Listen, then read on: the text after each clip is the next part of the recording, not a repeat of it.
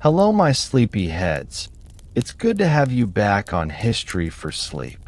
In the following minutes, you will experience a deep state of relaxation. This story helps you to easily sleep through the night, so you can get up energized in the morning. Not only will you fall asleep faster, you will also get rid of disturbing thoughts. Listen to these history stories for at least 10 days for the best results. The longer you listen to the video, the more likely you'll experience persistent and positive changes in the way you sleep. I wish you a great rest, and if you haven't already, we'd be very happy if you consider subscribing to the channel so you won't miss any new calming and relaxing history story.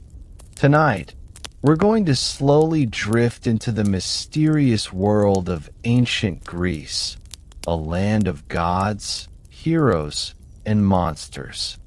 Ancient Greece, a place of sun-drenched islands and rugged mountains, where myths were as alive as the wind through the olive trees, and danger and wonder walked hand in hand.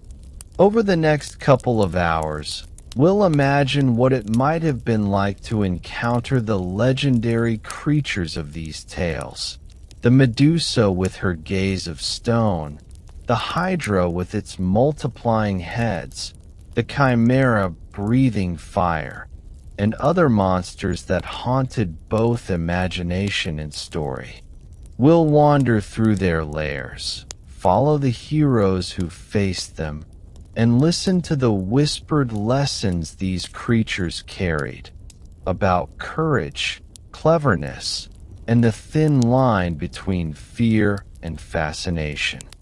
But before you get comfortable and let your mind drift into this ancient world, I'd love it if you could take a gentle moment to like this video and subscribe. Only if these calm stories of the past bring you peace. Your support truly helps me grow and keep making these calm journey through time just for you. And in the comments, let me know where you're tuning in from and what time it is for you. It's always so wonderful to see our little community listening together from all corners of the world, quietly sharing these stories across space and time. So, settle in. Dim the light, maybe turn on the fan, take a slow breath, and let us step softly into ancient Greece. Now let's begin. Tonight, as you settle in and allow your body to grow still, we drift back to the very beginning of Greek myth, to a time when the world was young and the first forces of creation were still shaping the land, the seas, and the sky. Before the Olympian gods, before mighty Zeus held dominion over heaven, there was chaos and darkness, and from that swirling void emerged the great Earth Mother, Gaia. She was the ground beneath all things, the fertile soil that gave birth to mountains, forests, and rivers. From Gaia came not only life and beauty, but also powers more dangerous, more primal.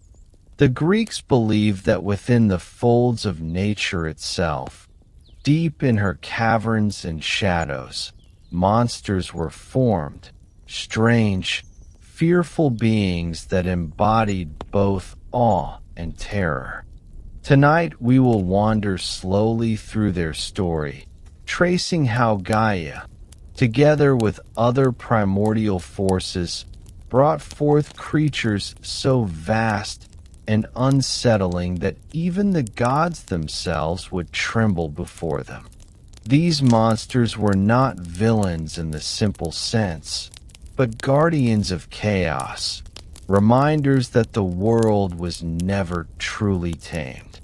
As you listen, imagine yourself lying beneath a starry night in ancient Greece, with the murmur of the sea in the distance, and let these old stories roll gently through your mind, guiding you deeper into rest, where myth and dream mingle. Gaia, the earth, was not alone in her power. She joined with Uranus, the sky, and together they brought forth children of extraordinary might. Some were the Titans, majestic beings who would later rule the cosmos for an age. But others were stranger, more troubling, more difficult to comprehend. The Greeks imagined that within Gaia's womb, the depths of mountains and caves, she birthed the Cyclopes, giants with a single blazing eye, and the Cinemanes, the 100-handed ones whose strength was immeasurable. These were not beings shaped for harmony or gentle order. They were expressions of raw, untamed force. Though Uranus recoiled in fear from these children, hiding them away in the dark earth, they remained there, seething in shadow. From this union of earth and sky, beauty and horror coexisted, just as they do in the natural world, the fertile soil yielding crops, but also storms and earthquakes rising without warning. And so, as you breathe slowly, you might imagine the ancient storytellers gazing into mountains and seas, sensing something vast and unknowable hidden within them, something that might emerge when least expected. Their monsters were not inventions meant only to frighten. They were reflections of the mysteries of life itself, mysteries that whispered of danger even in the heart of creation. In time, Uranus was overthrown, and the Titans ruled in his place, their power vast but unstable. Gaia's role as mother did not cease, and her connection to the primal forces of the world remained as strong as ever. From her sprang forth countless forms of life, yet she was also the root of vengeance, of balance against the arrogance of gods and kings.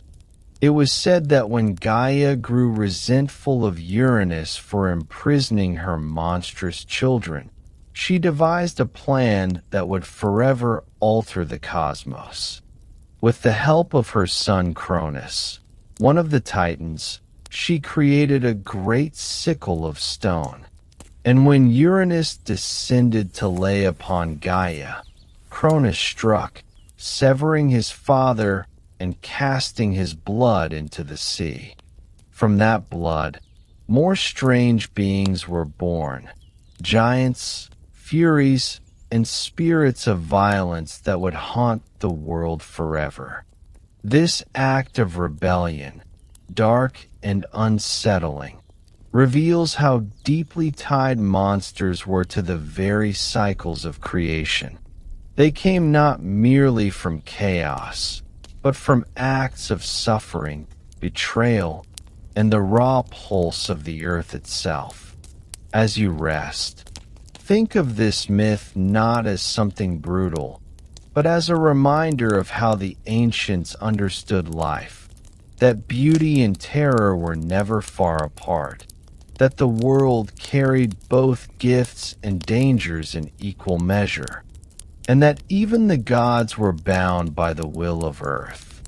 Yet the greatest of Gaia's monstrous children had not yet been born. After the fall of the Titans, and as Zeus rose to power among the Olympians, Gaia, some say, grew weary of seeing her children defeated and cast aside. She desired to bring forth a force so mighty, so fearsome, that it might challenge the new ruler of heaven himself. Thus was born Typhon, the most dreadful monster of Greek myth. He was no ordinary creature but a towering storm of flesh and fire, his body described in countless ways by poets, each version more unsettling than the last. Some said his shoulders brushed the stars, while his eyes blazed with flames. From his torso sprang hundreds of serpents, writhing and hissing, their tongues lashing with poison. His voice was a cacophony, at times like thunder, at times like the roar of lions, at times like the cries of countless beasts, all shrieking at once. He was chaos made flesh, born of Gaia and the depths of Tartarus, the underworld pit. As you listen, imagine the hush of night surrounding you, and let the image of Typhon remain distant, softened, as though seen only in shadow. For in this story, he is not here to startle you, but to remind you of how the Greeks imagined the untamed forces of nature, storms that raged across seas, earthquakes that shook the ground, fires that swept across forests. Typhon was their embodiment, their myth made living. The birth of Typhon marked a turning point in the myths, for he was no simple guardian or monstrous child. He was a challenger, a rival to the very gods. Gaia had unleashed him as an answer to the defeat of the Titans, a reminder that no order could ever be permanent. To the Greeks, this was deeply symbolic, for even when a new king ruled Olympus, the earth itself could rise up in defiance. Typhon's presence in the myths is described with a kind of awe, a recognition that he represented the ultimate test of Zeus's authority. In one tale, when Typhon spread his wings, vast and dark as storm clouds, the heavens themselves were shadowed, and when he moved, the seas boiled with his fury. Yet, at the same time, there is a strange beauty in how the Greeks spoke of him, weaving his terror into poetry, as though even destruction had its own rhythm and grace. For those lying beneath the stars of the Mediterranean, hearing thunder roll across the mountains, Typhon's story was a way of naming the power they felt in nature's storms. And so, as you breathe gently, think of him not as something to fear, but as a reflection of the awe humans have always felt before forces larger than themselves. Forces that remind us of how small we are, yet also how connected we are to the rhythms of earth and sky.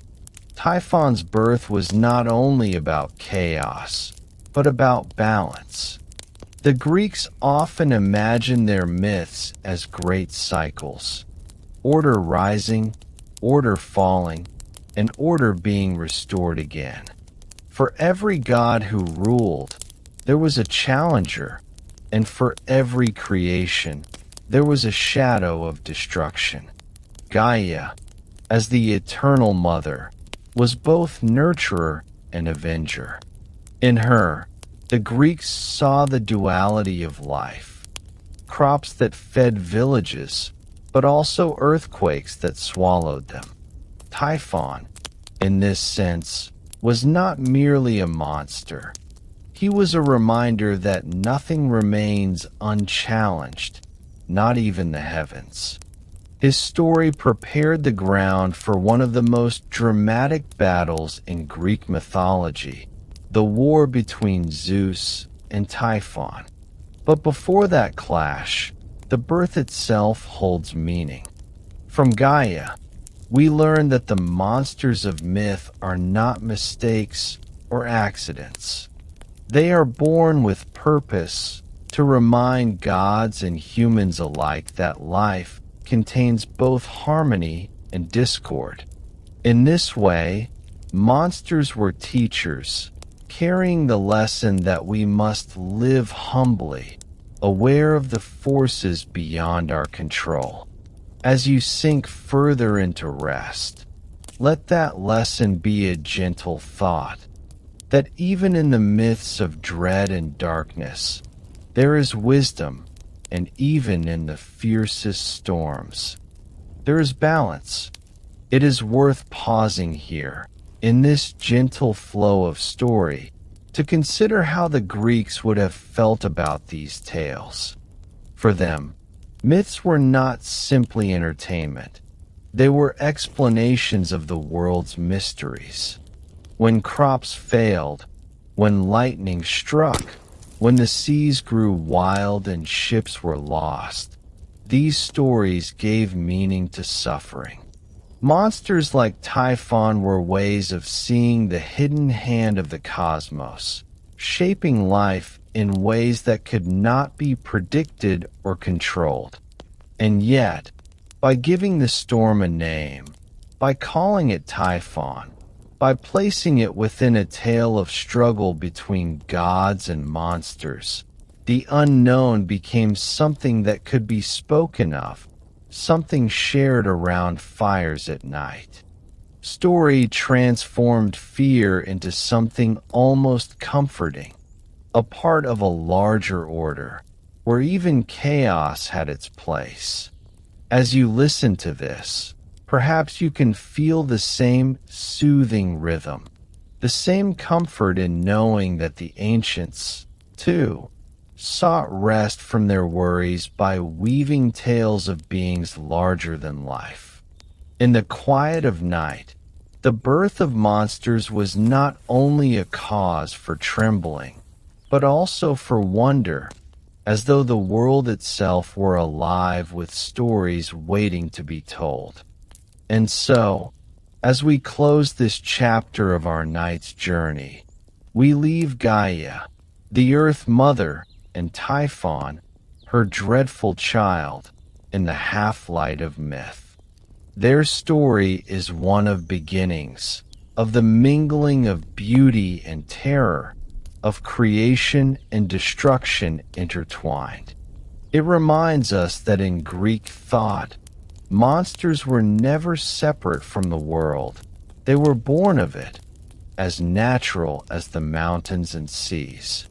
In the hush of night, you might imagine Gaia's presence beneath you, steady and eternal, carrying within her both life and mystery. You might picture Typhon as a distant storm cloud, immense yet far away, a shadow on the horizon of dream. For tonight, their tale is not here to disturb your rest, but to cradle it, reminding you of the timeless rhythm of myth. The ancients told these stories as the waves lapped against their shores, as the wind sighed through olive trees, and now, across centuries, they reach you in your own quiet space. Let their voices fade into silence as you breathe deeply, knowing that the birth of monsters was also the birth of wonder, and that even in the most fearsome tales, there is always room for peace. As the hush of night lingers, let us leave the vast storms of Typhon behind and drift into the story of one of the most haunting figures of Greek myth, Medusa. Unlike the primeval monsters born from Gaia and the deep earth, Medusa's tale begins in beauty, in grace, and in a form far more human.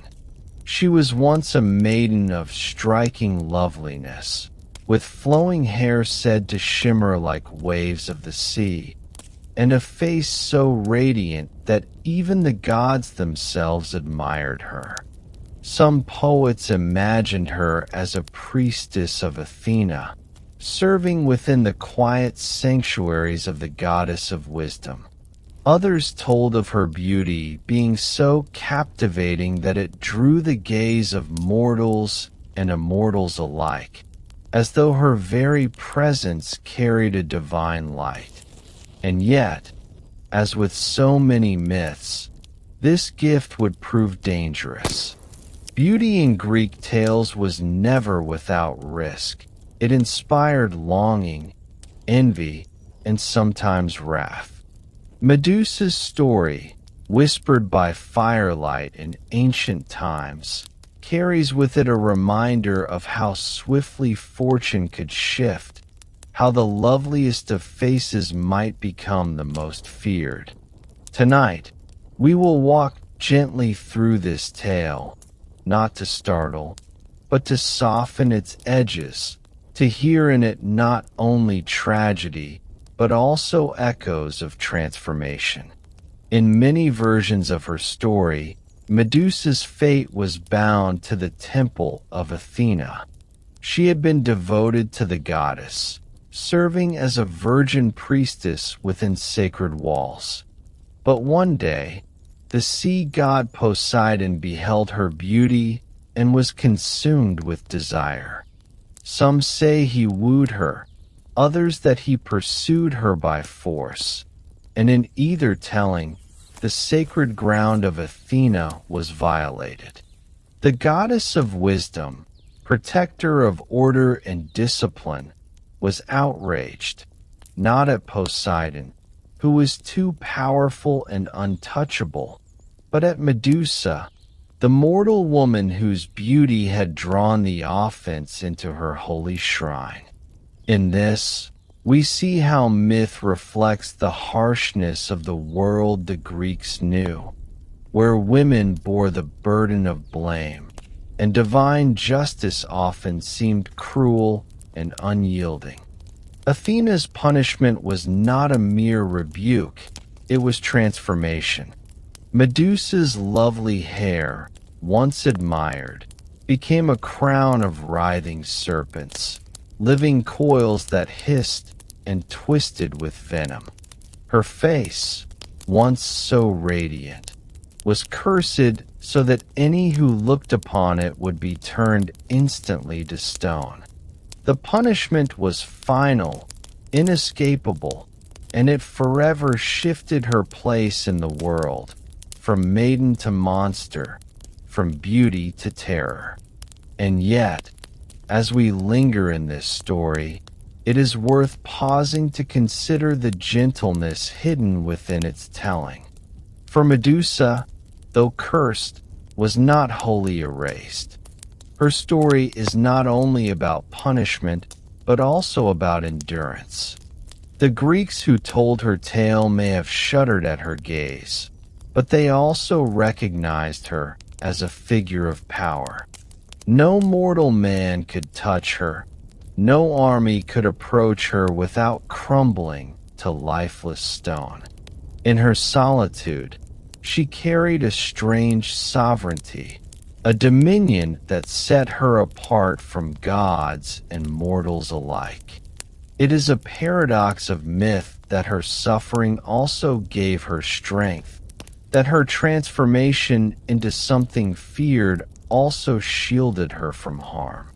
As you breathe slowly and feel the weight of sleep gathering, imagine Medusa not as a grotesque monster, but as a solitary figure wandering the edges of the world, where sea winds swept across rocky shores and the nights stretched long and quiet.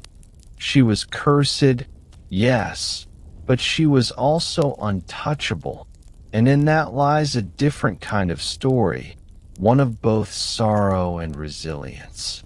The Greeks often spoke of the Gorgons as three sisters, Stheno, Euryale, and Medusa.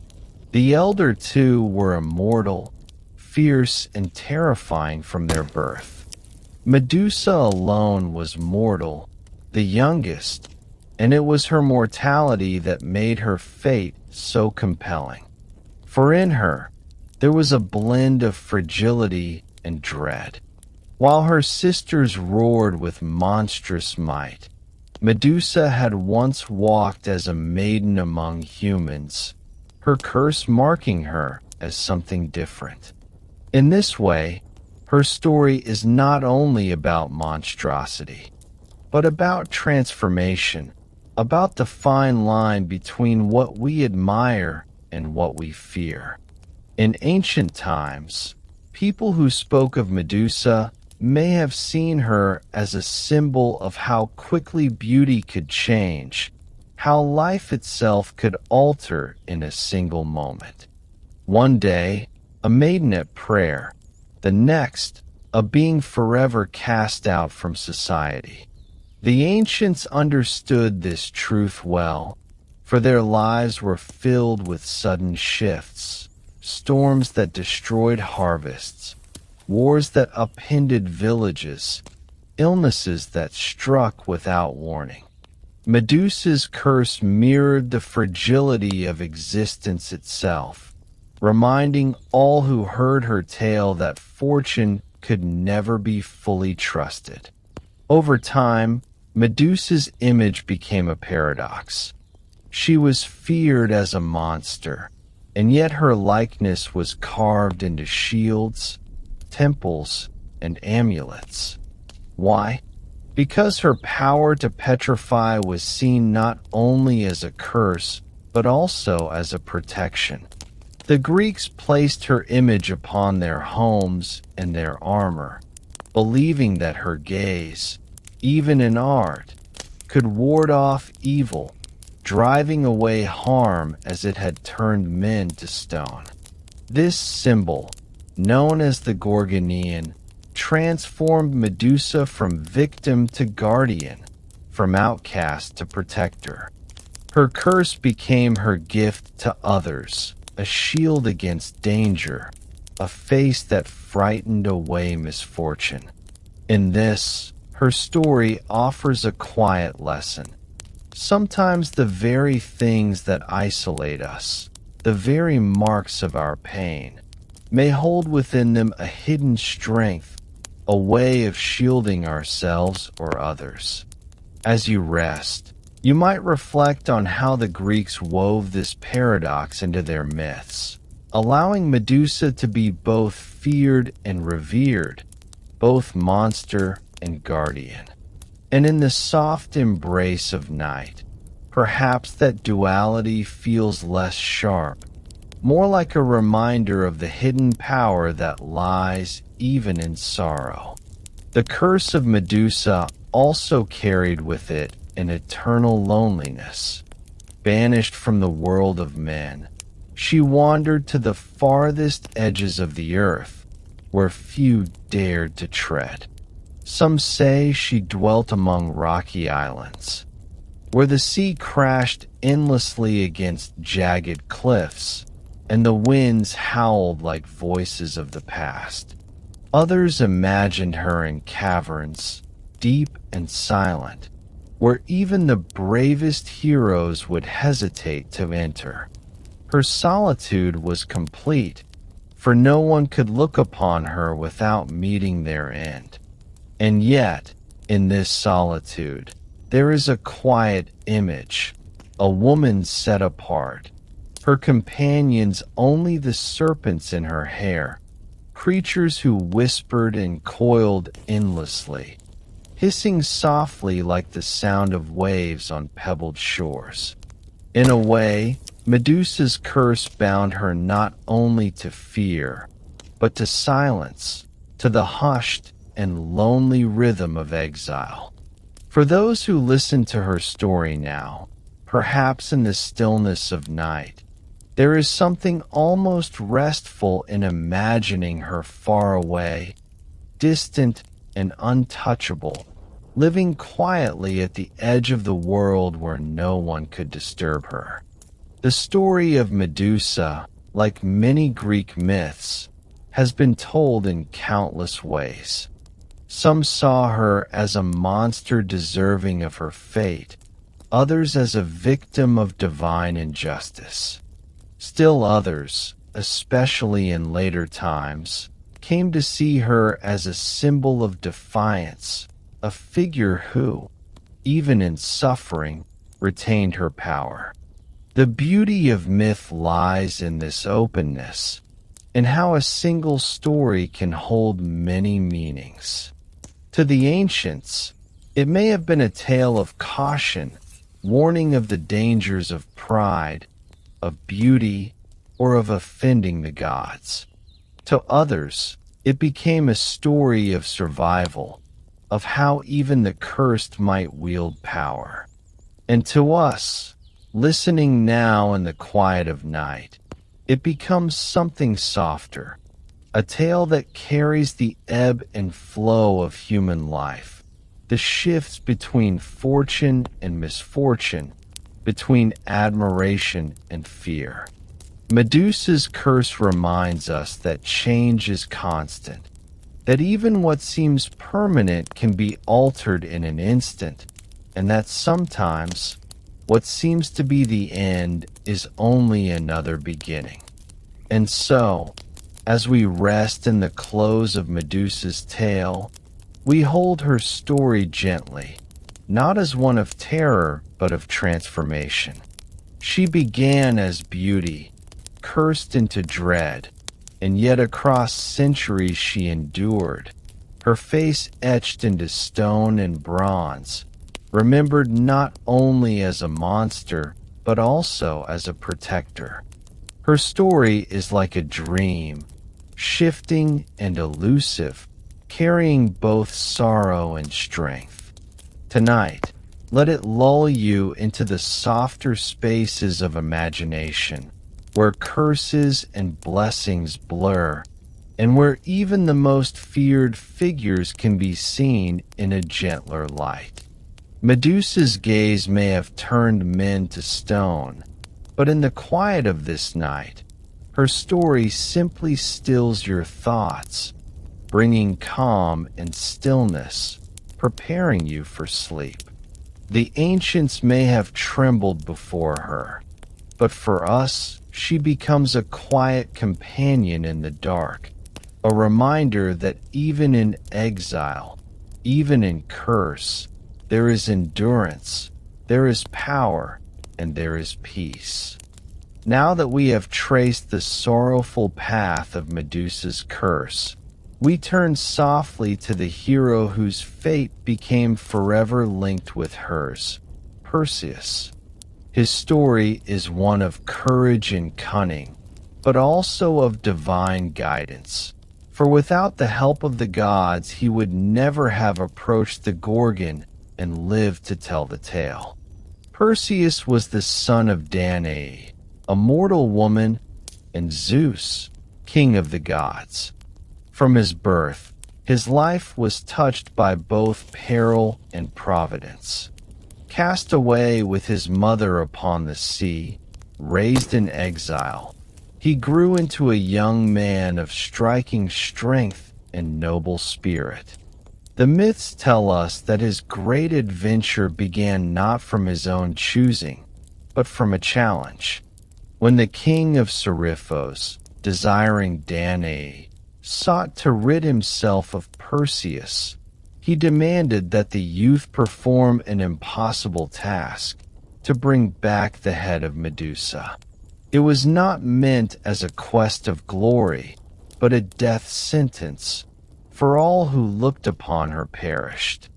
Yet this challenge would become Perseus's destiny, and with divine aid, he would set forth on a journey that would echo through the ages.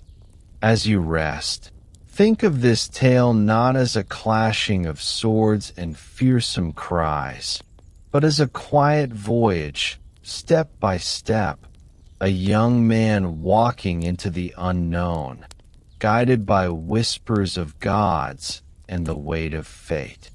Perseus, though brave, was no fool. He knew that to face Medusa alone, without preparation, was certain death. And so, the gods themselves came to his aid, for the Olympians often chose heroes as instruments of their will.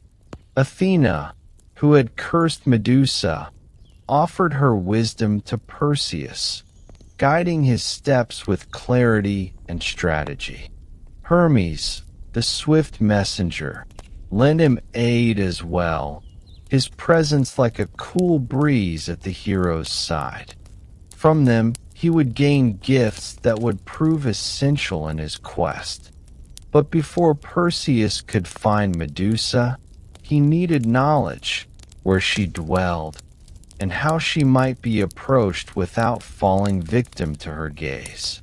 The ancients described her home as lying at the very edge of the world, beyond the reach of ordinary men, where night and day mingled in eternal twilight. To discover this hidden place, Perseus was sent first to seek out the Graii, three ancient sisters who shared but one eye between them. It was to these strange beings, older than time itself, that Perseus would go, to pry from them the secret of the Gorgon's lair.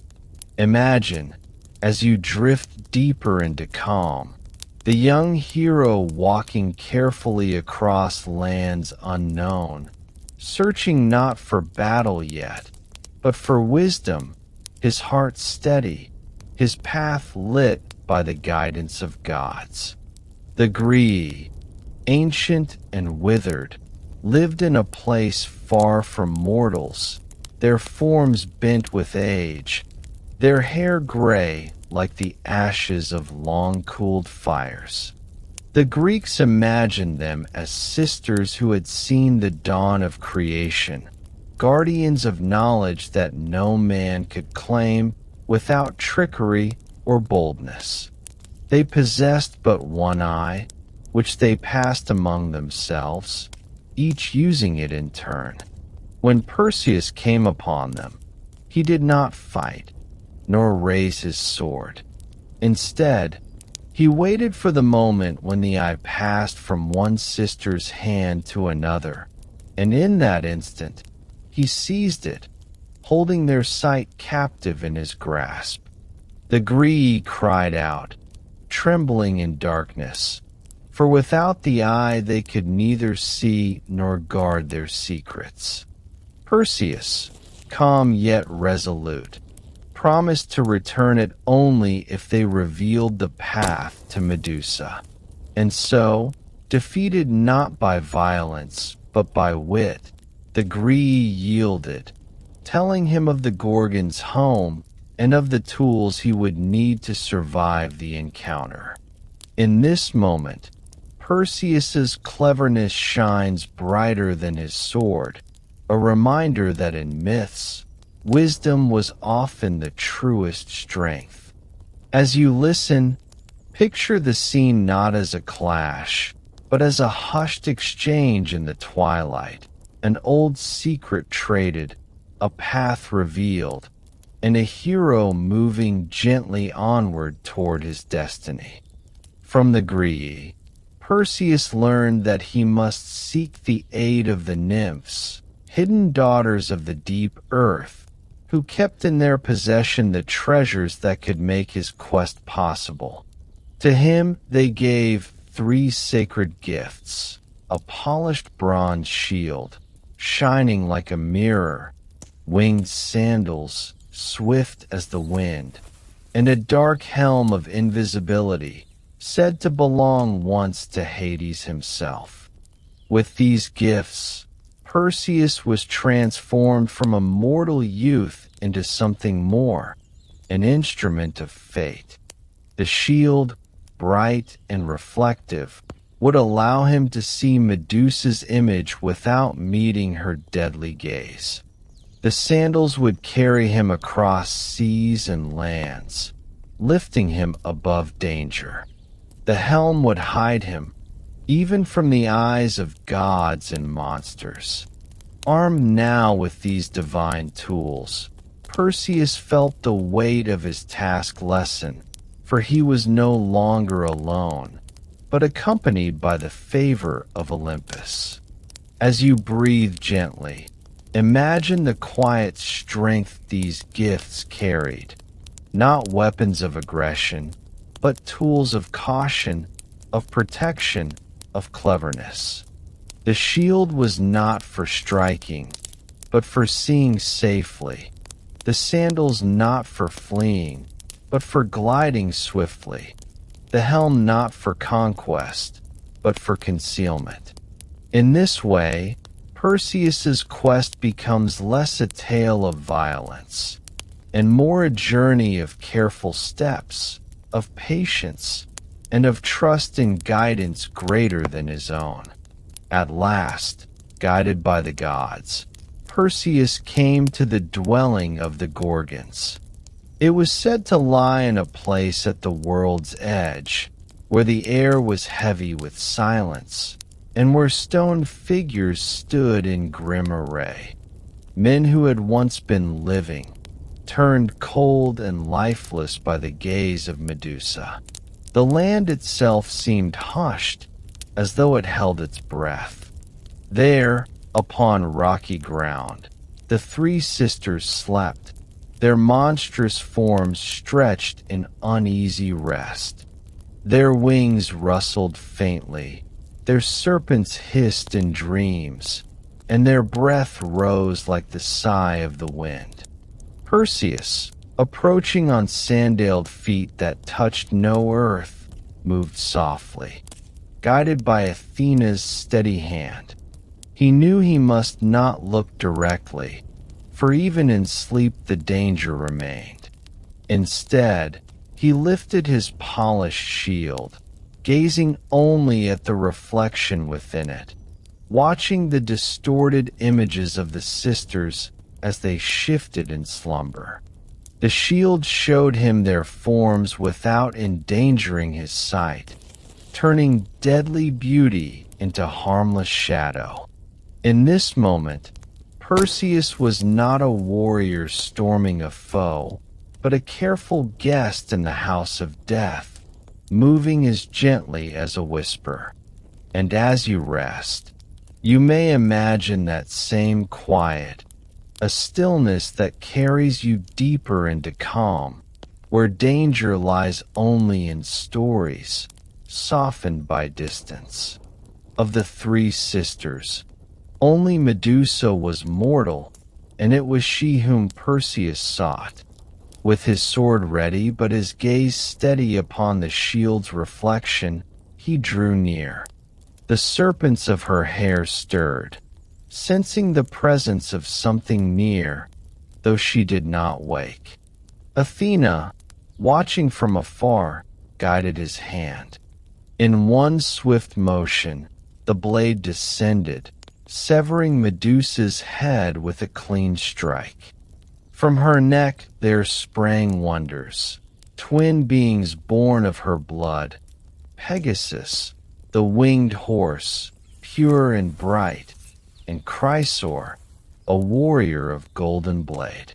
In this moment, death gave rise to new life, as though even in tragedy there were seeds of creation. Perseus, careful and swift, placed the head within a special sack, shielding himself from its power. The deed was done, not in fury, but in silence. He had accomplished the impossible, and yet the world did not roar in triumph. It remained hushed, as though respecting the strangeness of what had passed. Medusa, once cursed, once feared, now lay still, her story shifting from present to memory. And so Perseus turned, his heart steady, his task complete, ready to return across the seas with a trophy that was more than a prize. It was a fragment of myth itself. Yet the quest was not without peril even in its ending. For when the immortal sisters awoke and found their mortal sister slain, their cries shook the heavens. With wings beating like storms, they sought to pursue the one who had struck her down. But Perseus, swift in Hermes' sandals, and hidden beneath Hades' helm, escaped their fury. He became a shadow among the clouds, untouchable, carried by the gifts of gods who had chosen to protect him. The immortal sisters, unable to find him, returned to their sorrow, their rage echoing across the lonely edges of the earth. Perseus, meanwhile, flew onward, carrying the head of Medusa, a thing both wondrous and dreadful, a weapon that no mortal had ever wielded. It was not triumph alone that weighed upon him, but the knowledge of what he bore, a face that turned life to stone, once belonging to a woman cursed and exiled, now silenced forever. The myths tell us of his many deeds afterward, of kings overthrown and monsters slain with the Gorgon's gaze. Yet here, in the quiet of night, we linger not on battles, but on the flight itself, soft winds against his skin, the hush of the world below, and the gentle carrying forward of a story that would be told for generations. Thus ends the tale of Perseus and the quest for Medusa's head, a story woven of danger and guidance, of fear and wonder intertwined. For the Greeks, it was a tale of heroism, of divine favor granted to the brave. Yet for us, it can be heard as something quieter, a journey through shadows, where cunning and patience prevailed, where gods offered gifts not of destruction but of protection, and where even in death, new life was born in the form of Pegasus, the winged horse of dreams. As you rest, let this story settle like gentle waves upon the shore of your mind. Imagine Perseus flying homeward through the starlit sky, the world vast and silent beneath him, the burden of his quest carried with quiet strength. The ancients told these stories to explain their world, to give shape to fears and hopes alike. For us, they can become like lullabies, soothing in their rhythm, soft in their cadence. And as you drift now into sleep, let Perseus's journey guide you, not into battle, but into peace, into the timeless stillness where myths fade into dreams. In the quiet of ancient nights, stories of kings and monsters traveled like whispers across the Aegean Sea. Among them, none was more haunting than the tale of the Minotaur, the half-man, half-bull who dwelled in a twisting maze beneath the palace of Knossos.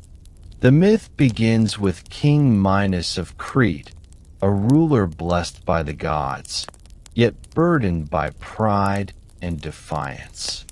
When Poseidon, god of the sea, sent a magnificent white bull as a sign of divine favor, Minos was meant to sacrifice it in gratitude. But his heart faltered, for the animal's beauty was too great, and he chose instead to keep it for himself. In myths, such disobedience never went unanswered. The gods, with their boundless power and hidden purposes, placed a curse upon Minos's house.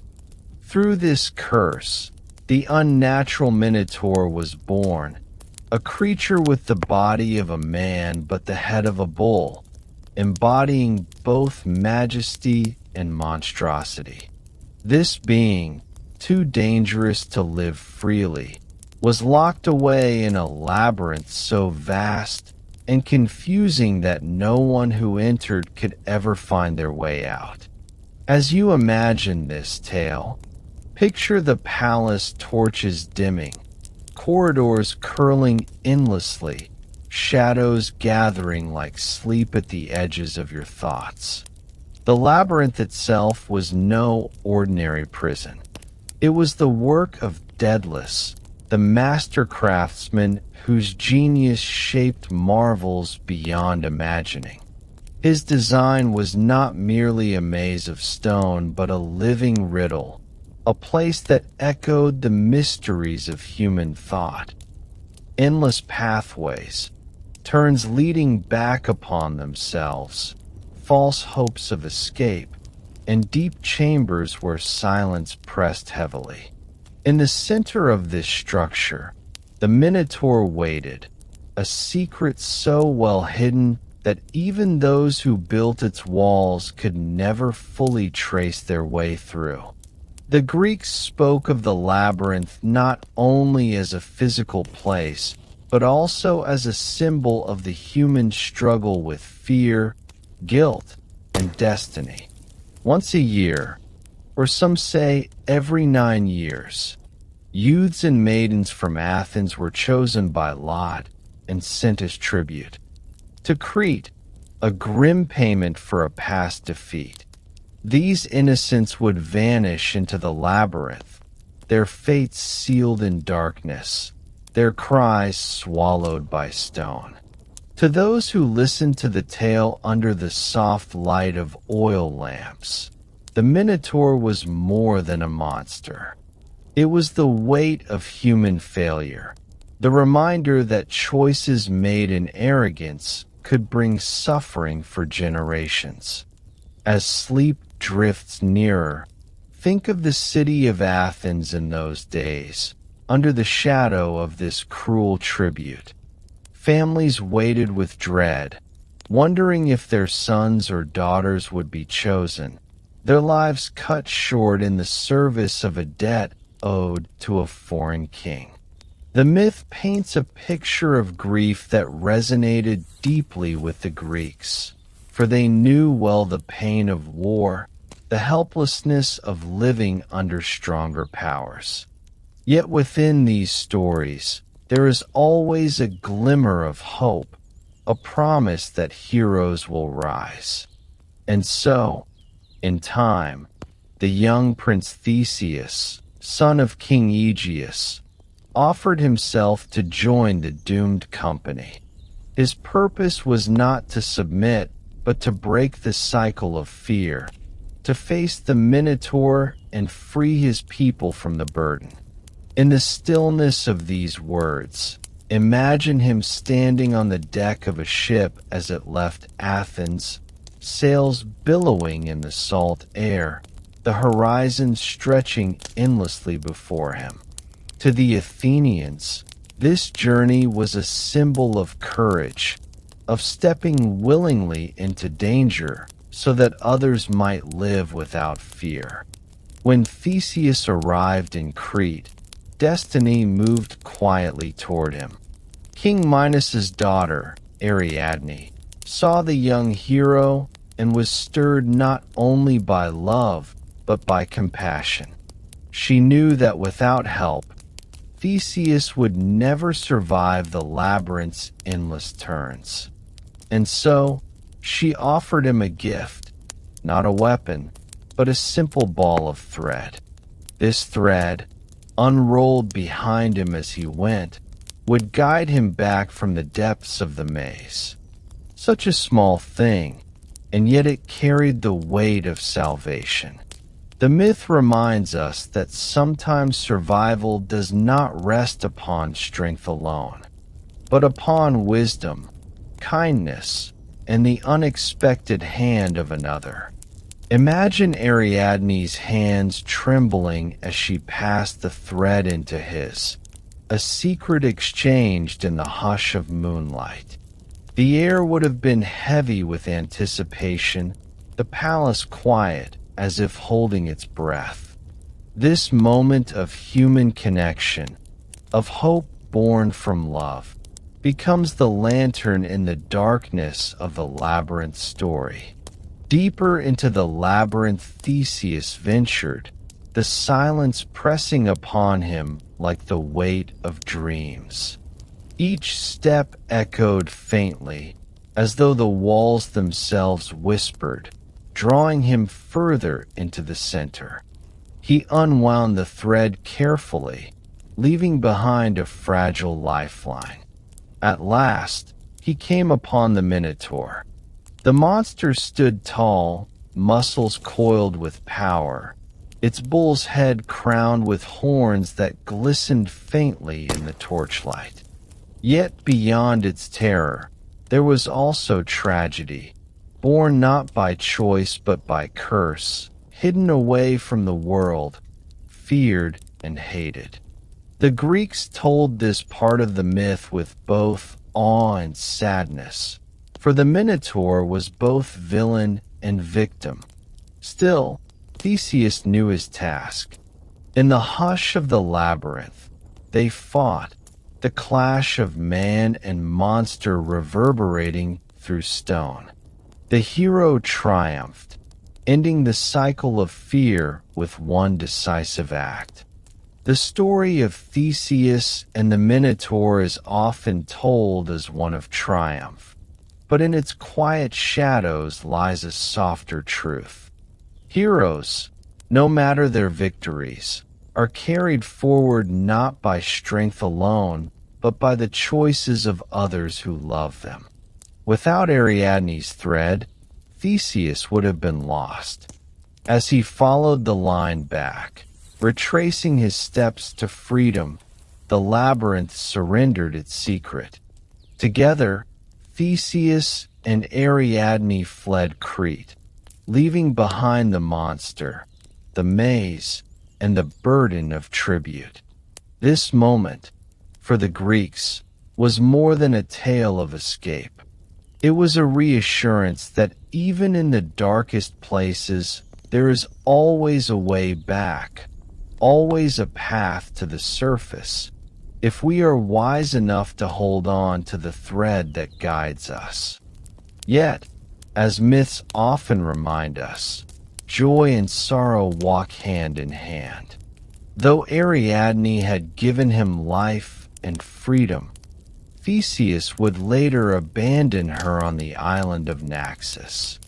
The reasons shift depending on the telling, whether from forgetfulness, divine command, or cold decision, but the result was the same.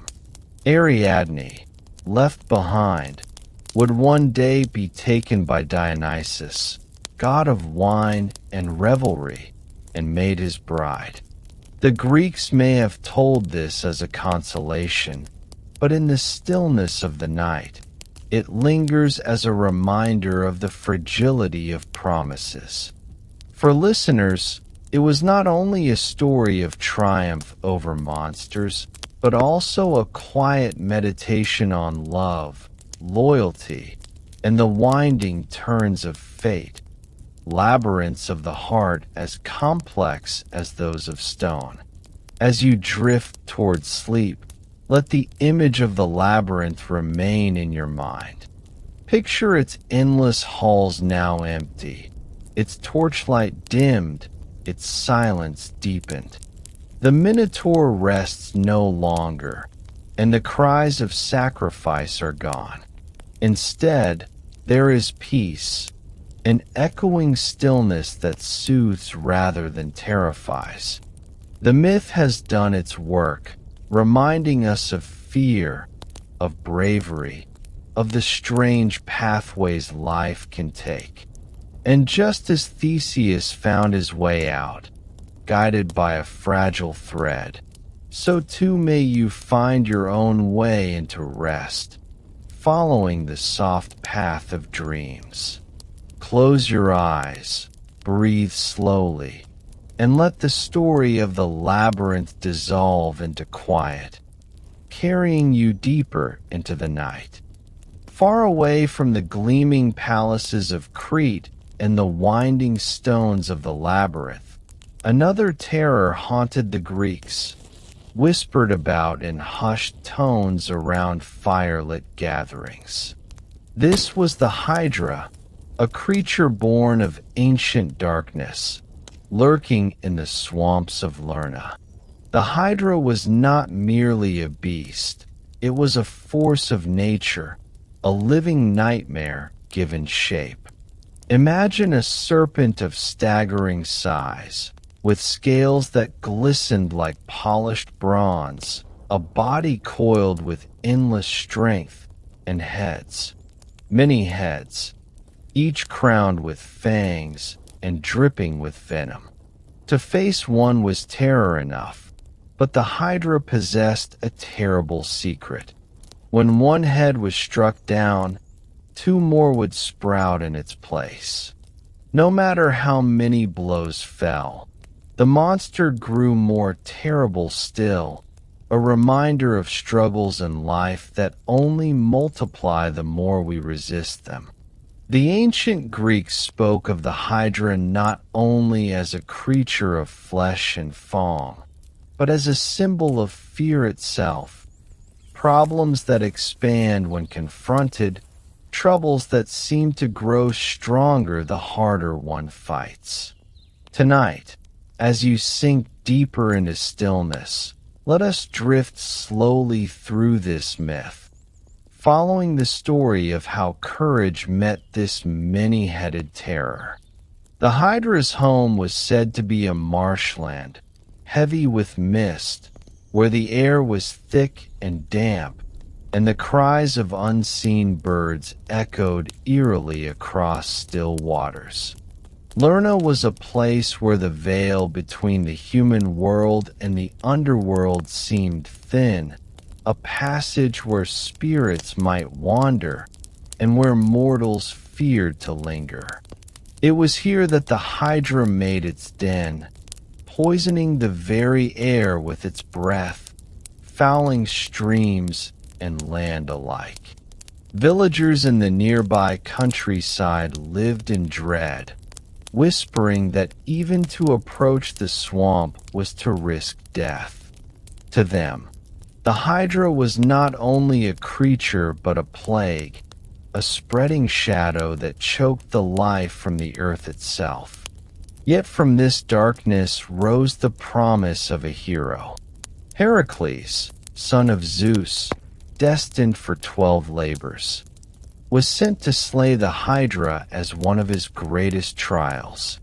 The tale reminds us that even the mightiest warriors must face monsters that seem invincible. Imagine now the stillness of the swamp as Heracles approached, torchlight flickering against the mist, each ripple of water echoing the tension of the coming battle. Heracles did not come alone. At his side was his loyal nephew, Iolaus, whose role in the story would prove essential. The hero knew that strength alone would not be enough against a foe that multiplied when struck. As the Hydra rose from the swamp, heads twisting and hissing, the air filled with a sound that was both terrifying and endless, like the wind rushing through a forest of serpents. Heracles raised his club, striking with force, and one of the monster's heads shattered beneath the blow. But in the next breath, two more sprouted from the wound, snapping and lunging with renewed fury. The Hydra's venom sprayed across the earth, burning even the ground itself. To fight it was to step into a storm of fangs and poison. The Greeks told this story to show that some struggles cannot be overcome with strength alone, for brute force only makes them grow. In this, the Hydra is a mirror of human life, where fears, doubts, and troubles can multiply if we do not face them with wisdom as well as courage. Heracles, realizing the danger, called upon Iolaus for aid. Together, they devised a plan in the midst of chaos. Each time Heracles severed one of the Hydra's heads, Iolaus rushed forward with a burning torch, searing the wound and preventing new heads from growing. Slowly, with fire and determination, the impossible task began to shift. The Hydra writhed and screamed, a sound that carried through the swamp like thunder. Yet with each coordinated strike, the monster weakened. It was not only Heracles' strength that brought victory, but the cooperation, the shared effort, and the steady flame of Iolaus' torch. In this way, the myth whispers a lesson to those listening in the quiet of the night.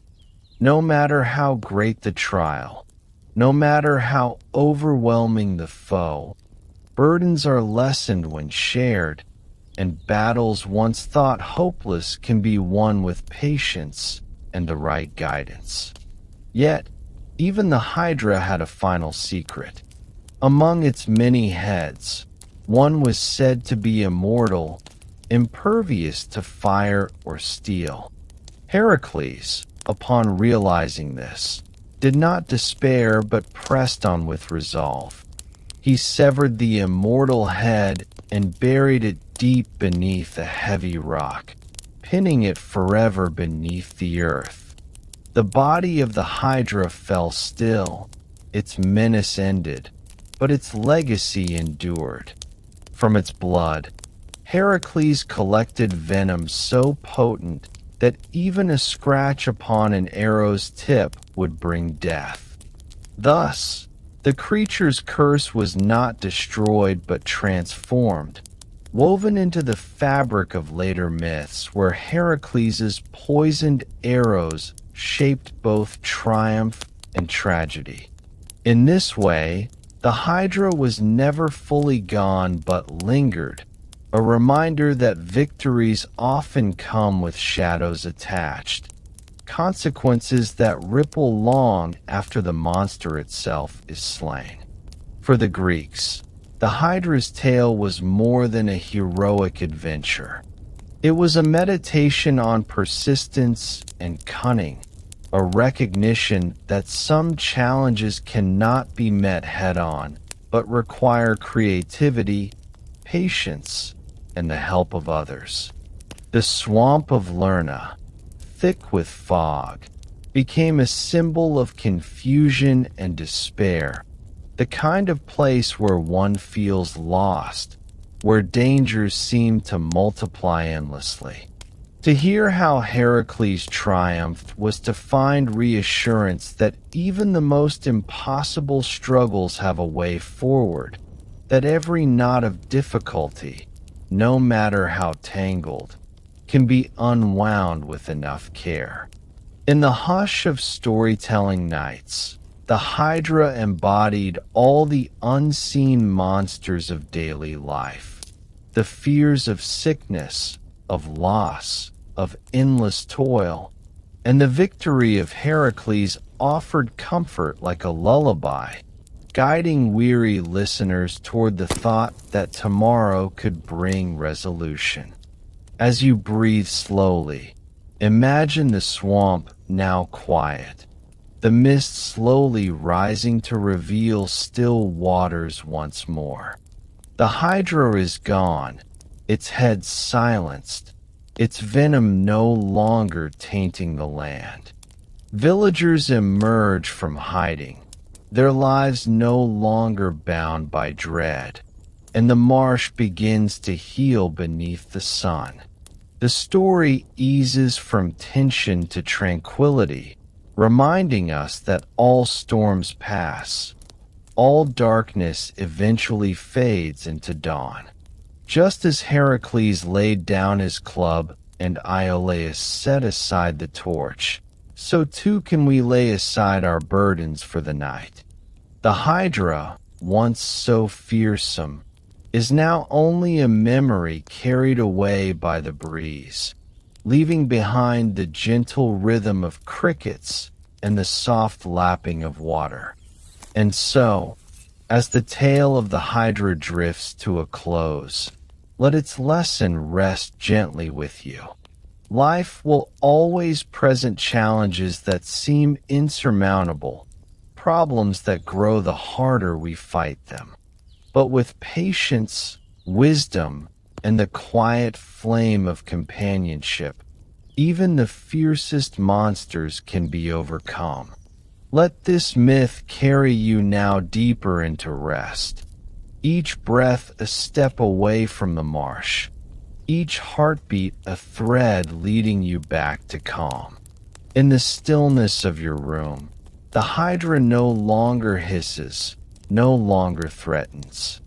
Instead, there is only peace and the soft unfolding of dreams, where all struggles fade into quiet waters, and sleep welcomes you like the embrace of night.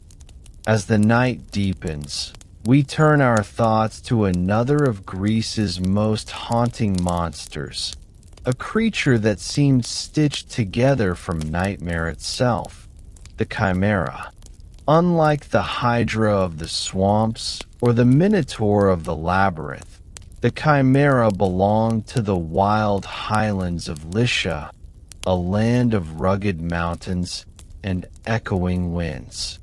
She was a fire-breathing terror, said to have the body and head of a lion, the head of a goat rising from her back, and a serpent for a tail.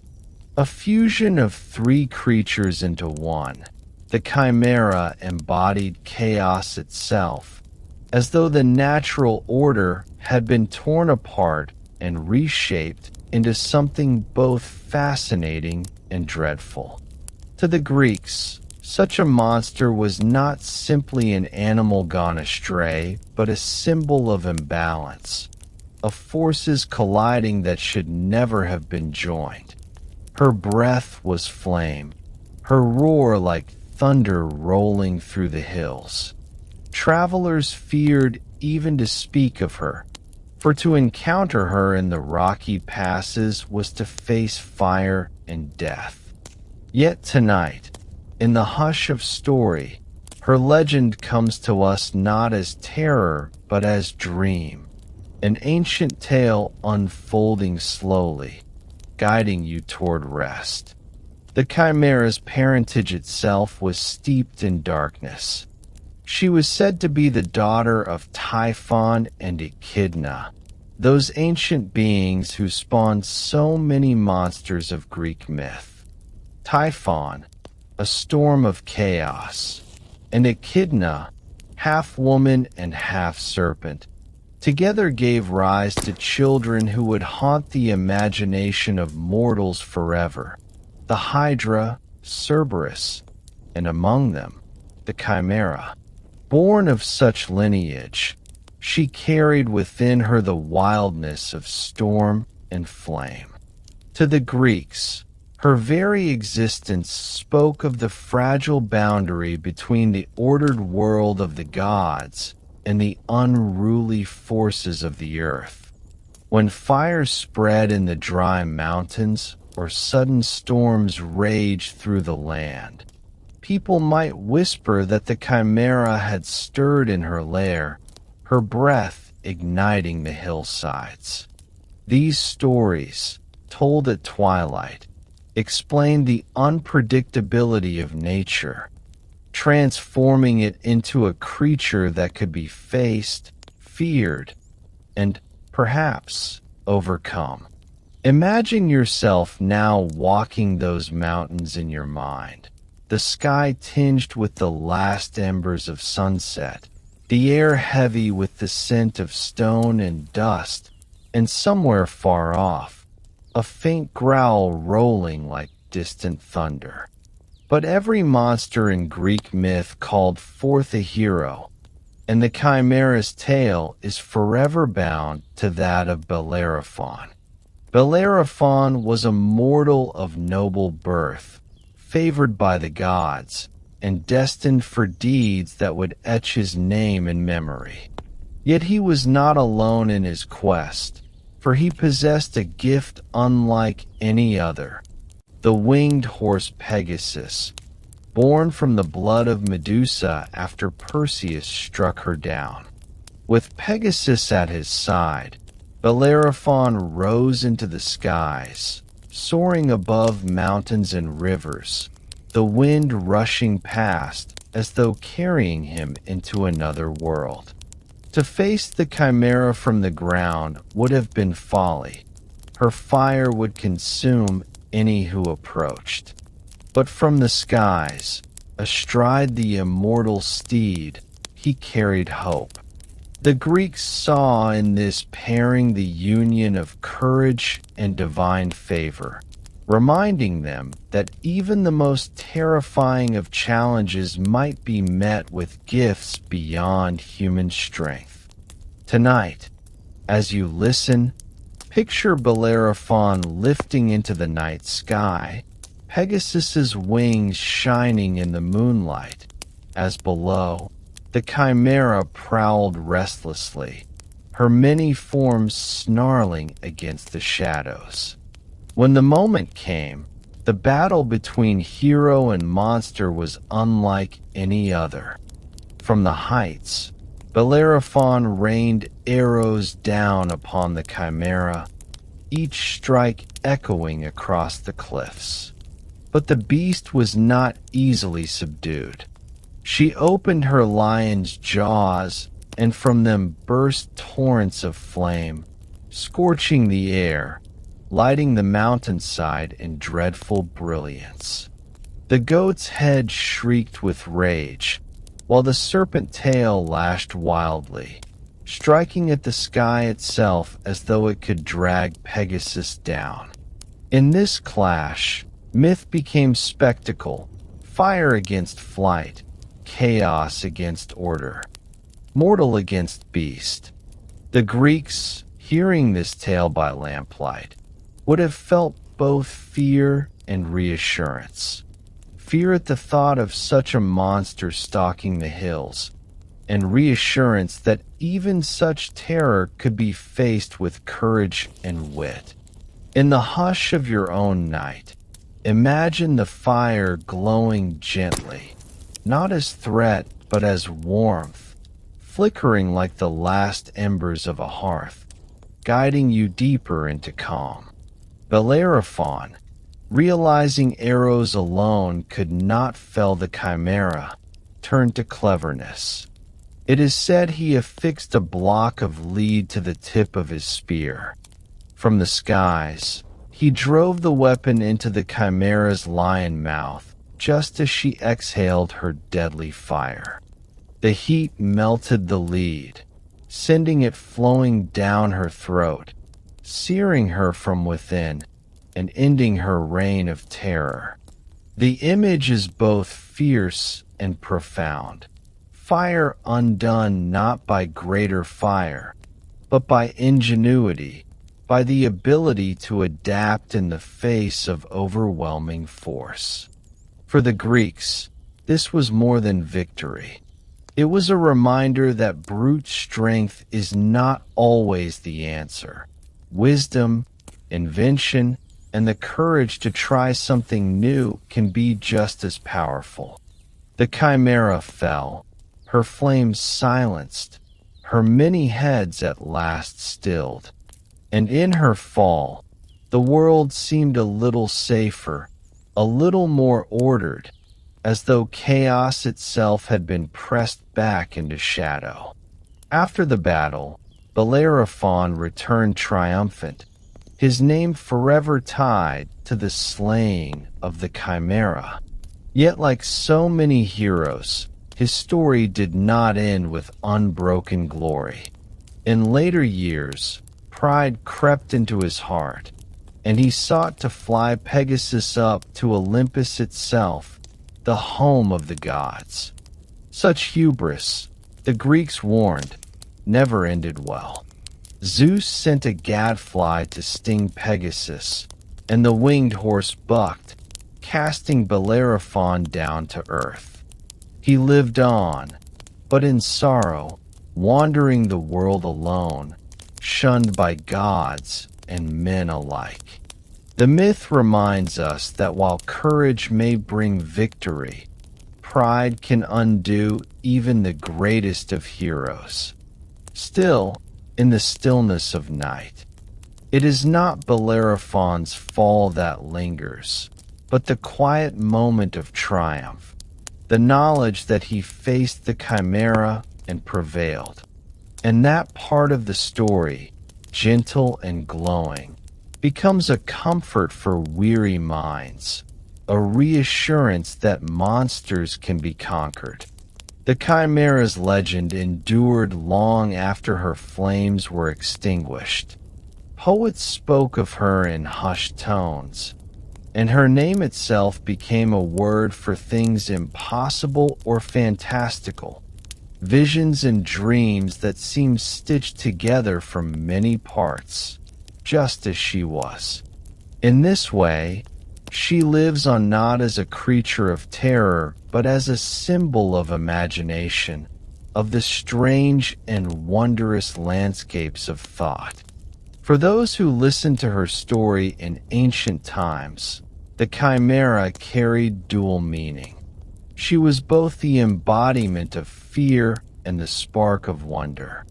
And so too, as you rest, she may become not a beast of fire but a flicker of dream light, her many forms softened into shapes that guide you gently through sleep's labyrinth.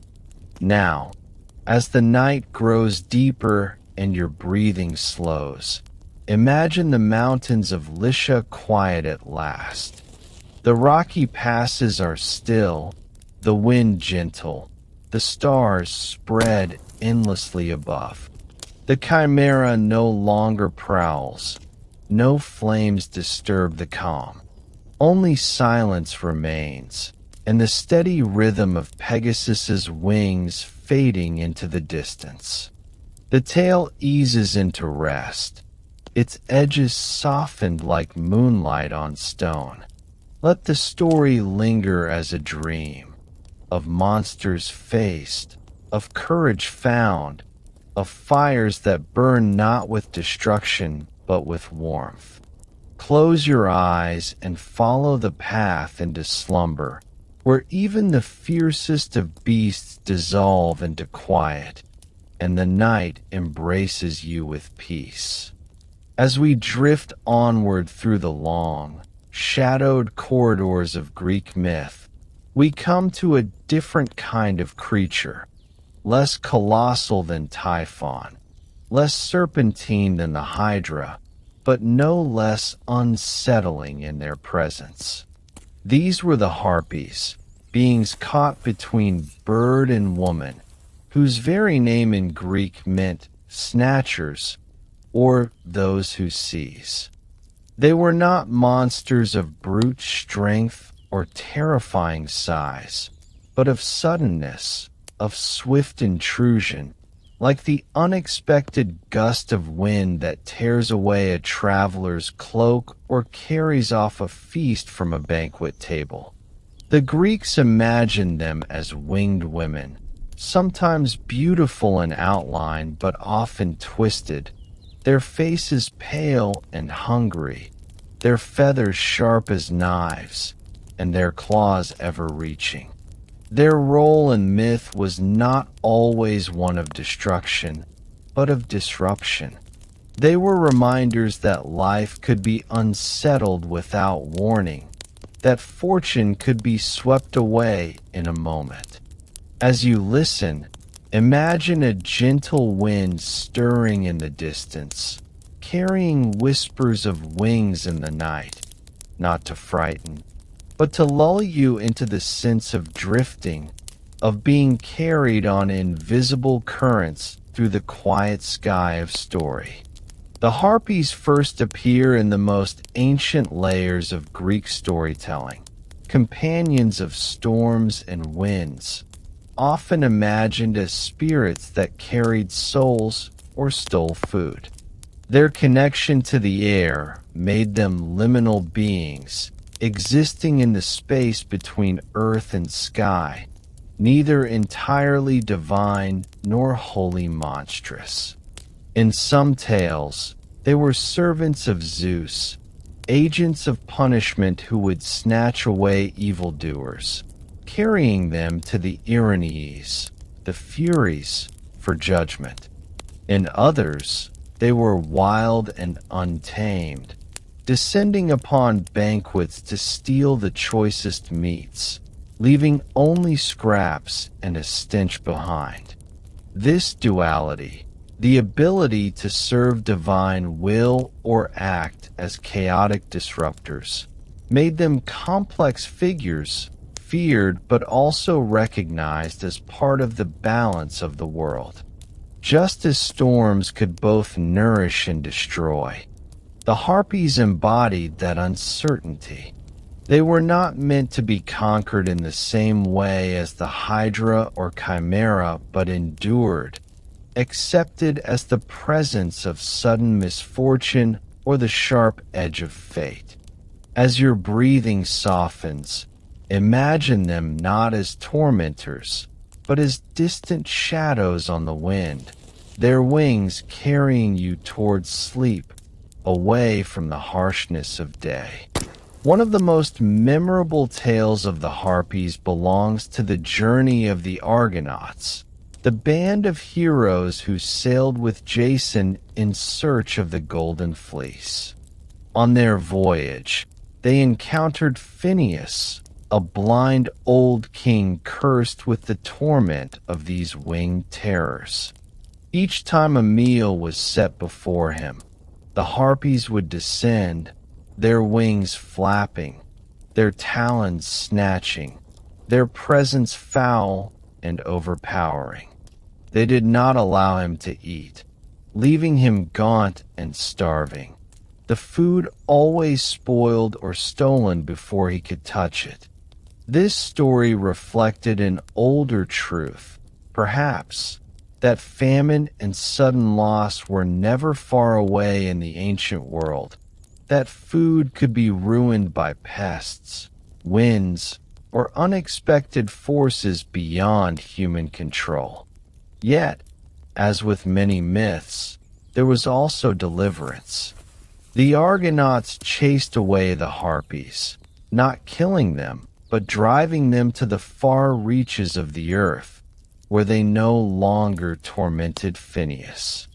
In this way, the Harpies were not destroyed but placed into balance, given their realm at the edge of the known world. The depiction of the Harpies was not always fixed. In some accounts, they were hideous, with the bodies of vultures, long claws, and faces twisted in hunger. In others, they were almost graceful, more like storm spirits than true monsters, capable of appearing beautiful from a distance, their danger revealed only as they swooped closer. This shifting image may reflect how the Greeks understood storms themselves. A cloud on the horizon could be gentle rain or a violent tempest. The Harpies carried this uncertainty in their very form. Some poets imagine them as sisters, born of Thebes, a sea god, and Electra, a daughter of Oceanus. In this lineage, they were kin to Iris, the rainbow goddess, making them family to both beauty and fury, light and storm. Such genealogy reminds us that even in terror, there is connection, that even in monstrous forms, the Greeks saw echoes of the divine. And as you hear this now, their shape drifts gently in your imagination, not fixed, but fluid, like a dream that changes as you drift deeper into rest. The Harpies were also symbols of swiftness, their sudden approach likened to the speed of the wind. In some stories, they carried away the souls of the dead, like psychopomps, guiding them from the mortal realm to the afterlife. In this role, they were not tormentors, but messengers, silent and fleeting, taking with them what was destined to pass. This softer image aligns with the way myths often softened over time, their harshest edges worn down like stones in a river. To think of them in this way is to imagine a gentle escort, wings carrying burdens away, lifting sorrow into the air. They remind us that loss, though sharp in the moment, can also be a release, a part of the natural rhythm of life. And so, in this moment, if any weight presses upon you, imagine it being lifted, carried off by the distant wings of the Harpies, leaving you lighter, calmer, ready to drift where sleep leads you. Artistic depictions of the Harpies varied as much as the tales. On vases and in carvings, they were sometimes shown with youthful faces framed by wings, their arms outstretched like dancers mid-flight. At other times, they were feral, their bodies hunched, their talons sharp. Yet even in their most fearsome portrayals, they were rarely shown in battle, for they were not warriors in the traditional sense. They were interruptions, disturbers, creatures that unsettled rather than destroyed. The Greeks did not always need a monster that could be slain. Sometimes they needed one that could explain the sudden, inexplicable disruptions of daily life.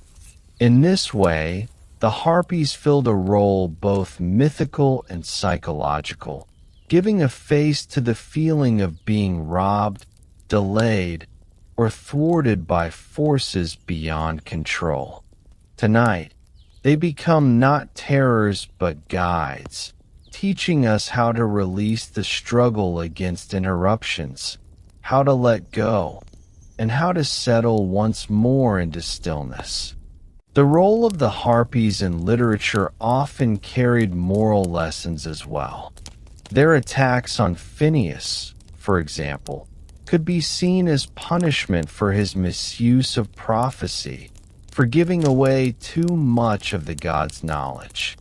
In this reading, the Harpies were not simply tormentors, but enforcers of cosmic balance, making sure that human beings did not step beyond their bounds.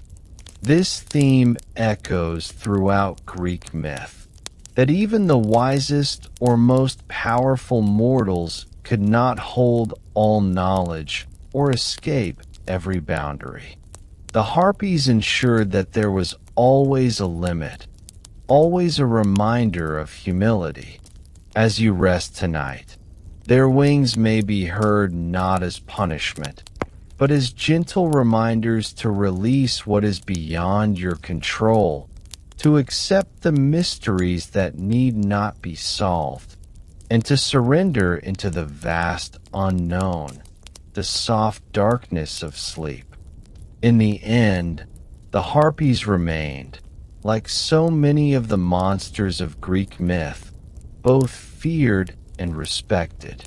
They were not vanquished in the same way as the Hydra or the Chimera, nor were they entirely redeemed. They simply existed, part of the winds, the storms, the sudden turns of fortune.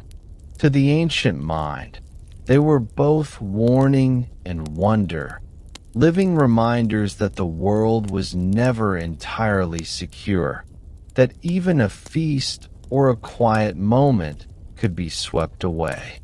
But tonight, in the realm of story, we may imagine them differently, not as thieves, but as carriers, sweeping away the noise of thought, the clutter of worry, leaving behind a clearer space, a gentler silence. Their wings brush against the edges of sleep, not to startle but to soothe, carrying you steadily into deeper rest, where myth becomes dream and dream becomes the soft rhythm of night. As we continue our slow journey through the world of Greek monsters, we descend now into the shadowed realm of the underworld, a place where the living rarely tread, and where the souls of the departed find their resting ground.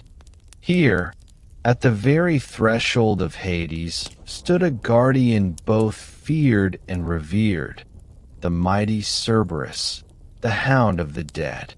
The Greeks imagined him as a creature of immense size, his body muscular and towering, but most striking of all, he bore not one head, but three.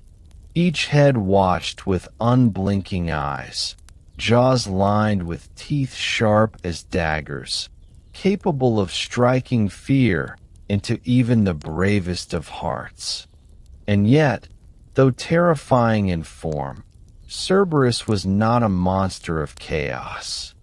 He was a protector, a keeper of order at the boundary between life and death. His role was not to hunt or destroy, but to ensure that souls passed as they should, and that none who belonged to the underworld ever escaped into the land of the living. Tonight, as you imagine him, let his presence feel less like menace and more like strength, an unshakable sentinel who stands guard, allowing you to rest safely, undisturbed, while you wander deeper into the dreamlike landscapes of story. Cerberus was the offspring of monsters themselves, born of Typhon, the great serpent father of chaos, and Echidna, the mother of beasts. This lineage tied him to many of the greatest terrors of Greek mythology, making him brother to creatures like the Hydra and the Chimera. Yet, unlike his siblings, Cerberus was not a creature unleashed upon the world.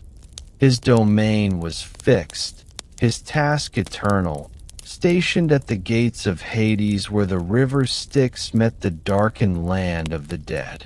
There, he stood with his many heads ever watchful, a living symbol of the boundary that none might cross without permission. In some tales, his tail was said to be that of a serpent, hissing and writhing behind him, while his mane bristled with the shapes of living snakes. His form was both awe-inspiring and dreadful, but always bound to purpose. The Greeks may have feared his visage, but they also respected him, for Cerberus represented one of life's greatest truths, that death has its guardians, and that the line between this world and the next must be honored. In art and poetry, Cerberus often served as a reminder of inevitability. To gaze upon him was to remember that the underworld awaited all mortals, no matter their station, wealth, or power. His three heads were sometimes said to represent the past, the present, and the future, all of which he devoured as easily as he devoured the flesh of intruders. Other interpretations suggested that his many heads allowed him to watch over the three main regions of Hades, the fields of Asphodel, where ordinary souls drifted, Elysium, where the virtuous enjoyed peace, and Tartarus, the pit of punishment.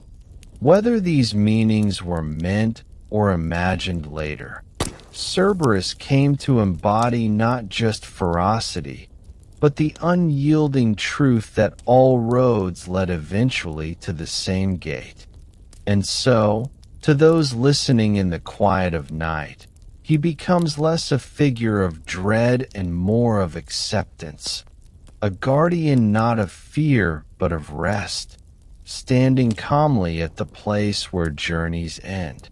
Yet Cerberus' story is not without encounters with the heroes of myth. Perhaps the most famous tale of him comes from the labors of Heracles. As the 12th and final trial of that mighty hero, Heracles was commanded to descend into the underworld itself and bring back Cerberus alive. No weapon could aid him, no trick or tool. He was required to rely solely on his strength and courage. Entering Hades, Heracles faced the towering Hound, and in some accounts, he wrapped his arms around the beast, wrestling him into submission. The three heads snapped and growled. The serpent tail thrashed, yet Heracles held firm until Cerberus yielded. And though the hero led him to the surface, Cerberus was not slain or harmed. When the labor was complete, he was returned to his rightful place at the gates of the underworld, his duty unbroken. This tale shows us that even the mightiest of heroes did not destroy Cerberus, for he was not a creature of evil, but one whose role could not be undone. Another tale that touches upon Cerberus comes from the story of Orpheus, the musician whose songs could charm gods and men alike. When Orpheus descended into Hades to retrieve his beloved Eurydice, he was confronted by the Hound at the gates. Unlike Heracles, he did not wrestle the beast into submission. Instead, he played his lyre, filling the dark air with music so sweet that Cerberus grew calm, lulled into stillness, allowing Orpheus to pass unharmed. In this story, Cerberus reminds us of another truth, that not all obstacles must be overcome with force. Some barriers can be softened by gentleness, by beauty, by harmony. To imagine the Hound swaying and settling under the touch of music is to imagine that even the fiercest guardians respond to the quiet power of calm. And so, tonight, as music or silence surrounds you, allow it to soothe you as Orpheus soothed Cerberus, carrying you gently further towards sleep. Cerberus was more than just a character in myths. He was a symbol woven into Greek thought, a presence that explained the mysteries of death and the sanctity of boundaries. To the Greeks, the world was filled with thresholds, the threshold of the home, the edge of the sea, the line between day and night. Each was a place of transition, sometimes dangerous, always meaningful. Cerberus guarded the greatest threshold of all, the passage between life and what lies beyond. His watchfulness gave shape to that mystery, making it not just a formless fear but a creature, a guardian, a protector of cosmic order. When you picture him now, standing silently at the gates of Hades, you might feel a sense of calm knowing that in their imagination, even death had its sentinel, its keeper, ensuring that all was held in balance. Artists of the ancient world often carved or painted Cerberus onto pottery, temple friezes, and funerary art. These images, though fierce, were not always frightening. In some, he is depicted with great majesty, his three heads regal rather than grotesque. In others, he lies calmly at the feet of Hades and Persephone, the rulers of the underworld, as a loyal hound might rest beside its masters. Such portrayals softened his menace and highlighted his loyalty. He was not a wild beast to the gods, but a trusted guardian, ever faithful in his service. This duality allowed people to see him not only as a monster, but also as a reminder of devotion, of guardianship, of the natural order upheld. And as you imagine him now, perhaps you see him less as a terror and more as a watchful protector, his many eyes keeping the darkness at bay while you drift into the safety of dream. In the end, Cerberus's story is not about destruction, but about boundaries, about respect for the natural flow of existence. He stands eternal, guarding the unseen gate, not to threaten the living, but to keep the worlds from unraveling. For the ancient Greeks, he was a monster, yes, but also a necessary presence, the guardian of endings, the silent assurance that nothing escapes its place in the grand order. Tonight, as you listen to his tale, let him become for you a symbol of peace. Just as he prevents chaos from spilling from the underworld, so too may he guard the edges of your thoughts, keeping restlessness and worry outside the gates of your mind. Behind his watchful presence, you are safe to wander deeper into dream, where the night carries you softly onward, untroubled until the dawn. As we drift further along the winding paths of Greek myth, we come to the city of Thebes, a place often shadowed by tragedy, where one of the most enigmatic monsters awaited travelers with questions that tested not their strength, but their wits. This was the Sphinx, a creature unlike any other, part lion, part woman, and part bird, embodying both majesty and menace. She did not roam the countryside like the Hydra or Cerberus. Instead, she remained fixed in one place. Perched upon a rocky outcrop near the gates of Thebes, her eyes ever watchful, her wings folded with a quiet menace. Her weapon was not claw or tooth, but riddle, a puzzle that measured the cleverness of mortals against the mysteries of existence. Those who failed to answer her challenge met swift destruction, devoured by the guardian of questions. Yet even in this terrifying role, the Sphinx carried a symbolic weight. She reminded the Greeks that life itself posed questions to which every human had to respond, and that wisdom, not brute strength, could be the measure of survival. Tonight, as we sit with her in imagination, she becomes not a threat, but a guide, an ancient whisper reminding us to slow down, to listen, to consider.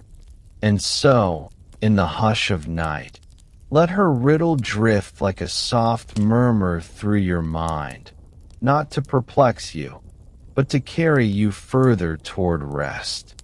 The origins of the Sphinx are woven from different threads of Greek storytelling. Some say she was the daughter of Echidna, the mother of monsters, and thus a sibling to Cerberus, the Chimera, and the Hydra. Others claim she was born of Typhon, the monstrous storm force, her presence bound to chaos and destruction. Her strange, composite body reflected her liminal nature, the lion's strength, the woman's intelligence, and the bird's freedom of the skies. In this mixture, she was neither wholly beast nor wholly human, but something in between, a figure who unsettled, who demanded pause. To the ancient mind, such creatures reflected the mysteries of the world, where contradictions lived side by side, beauty and terror, wisdom and danger, life and death. The Sphinx was not merely a predator but a guardian, holding back the unworthy, testing the brave, and forcing all who approached to confront the truth of their own understanding. Her stillness upon the rocks, her piercing gaze, her endless patience, these qualities made her presence more haunting than any roar of battle. She simply waited, asking her question again and again, until the one who could answer came. The most famous riddle of the Sphinx is well known even today. She asked, "What creature walks on 4 legs in the morning, 2 legs at noon, and 3 in the evening?" The riddle spoke not of animals, nor of beasts, but of humankind itself, reminding those who heard it of the journey of life. In the morning of life, infancy, a child crawls on all 4s. In the noontide of strength, adulthood, one walks upright upon 2 legs. And in the evening, old age, a person leans upon a staff, a 3rd leg, as time bends their back. Many failed to see the truth hidden in the simple rhythm of the question, and for their blindness, they were struck down. But one man, Oedipus, answered correctly. His wisdom freed Thebes from the Sphinx's reign of terror, and with her riddle solved, she cast herself from her rocky perch, vanishing into death. And yet, her riddle lived on, echoing through generations, a reminder that the human journey is bound to time, to growth, to eventual decline. For the Greeks, this story was not only about Oedipus's triumph, but about the unanswerable mystery of mortality itself. The tale of the Sphinx was deeply tied to fate, a recurring theme in Greek myth. Oedipus may have triumphed over her, but in doing so he also stepped into the tragic destiny that awaited him. The Sphinx's riddle, though answered, became the doorway to a larger story of sorrow and inevitability. In this way, she was not simply a monster to be overcome, but a herald of destiny, a shadow at the crossroads. To confront her was to confront one's own path, to step willingly into the unknown of what the future held. For those hearing her tale by lamplight or beneath the stars, she became a figure both terrifying and strangely comforting. Terrifying, because she symbolized death and destiny. Comforting, because her presence made the mysteries of life tangible, something the human mind could at least attempt to grasp. Tonight, as you rest, think of her not as a devourer, but as a keeper of questions, her wings folded softly, her gaze steady, her voice echoing like a distant dream that asks you not for answers, but for stillness. In art, the Sphinx of Thebes was often depicted with a human head framed by curling hair, the body of a lion crouched upon its haunches, and wings spread wide across her back. These images, painted on vases or carved in stone, carried both beauty and severity. Unlike Egyptian sphinxes, which were often guardians of temples or symbols of protection, the Greek Sphinx carried a darker weight. She represented danger and enigma, a trial that could only be passed by wit. And yet, her figure was elegant, almost serene, her poise suggesting calm rather than chaos. This blending of grace and threat made her more mysterious still, for she did not rely on violence to destroy. Instead, her power lay in patience, in the simple act of posing a question that few could answer. The Greeks understood that silence, too, could be a form of power, that waiting could be just as daunting as action. The Sphinx embodied this, a predator not of the body but of the mind.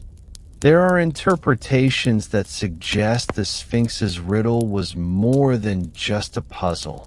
It was a meditation on mortality, To answer her was to acknowledge the cycle of human life, to accept that strength fades, that age bends the body, that time moves unceasingly forward.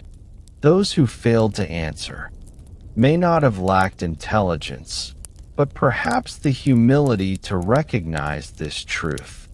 In that sense, the Sphinx's victims were not simply devoured by her claws, but by their own refusal to face the reality of existence. Oedipus, though he solved her riddle, did not escape this truth either, for his own life unfolded in tragedy, proving that even wisdom cannot undo fate. In this way, the Sphinx stood not only as a monster, but as a mirror, reflecting back to mortals the truths they wished to ignore. To hear her riddle tonight is to be gently reminded of the rhythm of life, not to fear it, but to drift along with its current, much as you drift now into sleep. The presence of the Sphinx lingered even after her fall. The people of Thebes were freed from her grasp, but her story lived on as a warning and a lesson. She became a symbol of the questions that every human being must face: the mystery of time, the inevitability of age, the certainty of death. But she was also a symbol of the power of thought, of the way the mind can unlock even the darkest puzzles. To the Greeks, this balance between danger and wisdom was essential. A hero could not rely on sword or spear alone. The truest strength was the ability to see, to understand, to listen carefully. And so the Sphinx endures, her shadow stretched across centuries, not as a creature of horror, but as an eternal question, waiting patiently at the threshold of story. For you, in this quiet moment, she may become a figure of reassurance, her riddle not a trap, but a lullaby of reflection, soft and steady, guiding you to release and peace. In the end, the Sphinx of Thebes was more than a monster. She was a teacher of inevitability, a weaver of riddles that tied human beings to the cycles of life. She showed that knowledge brings both victory and burden, that solving one mystery often opens the door to others. Her riddle, though simple, was eternal, echoing the truth that to live is to change, to grow, and eventually to return to the earth. Tonight, as her story lingers in your thoughts, let her riddle become not a puzzle but a gentle rhythm, a reminder of the stages of your own life's journey. Like Oedipus at the gates of Thebes, you have faced questions and found answers. And now, there is nothing more to solve, nothing more to face. The Sphinx folds her wings, her riddle spoken, and silence drapes itself across the night. In that silence, you may drift deeper, guided not by fear but by acceptance, into the quiet embrace of sleep. As our journey through the shadows of Greek mythology nears its end, it is time to step back and consider the deeper meaning behind these fantastical creatures. The Hydra, Chimera, Cerberus, the Harpies, and the Sphinx. To the ancients, monsters were more than threats to life or treasures to be won. They were symbols, reflections of fear itself, given shape in scales, wings, claws, and riddles. Every monstrous tale was a way to explore human anxieties, to give voice to the dangers lurking both in the physical world and in the mind. The Greeks understood that fear was not merely to be experienced, but to be examined, confronted, and, through story, tamed. Each of these monsters, terrifying though they were, carried lessons embedded within their forms.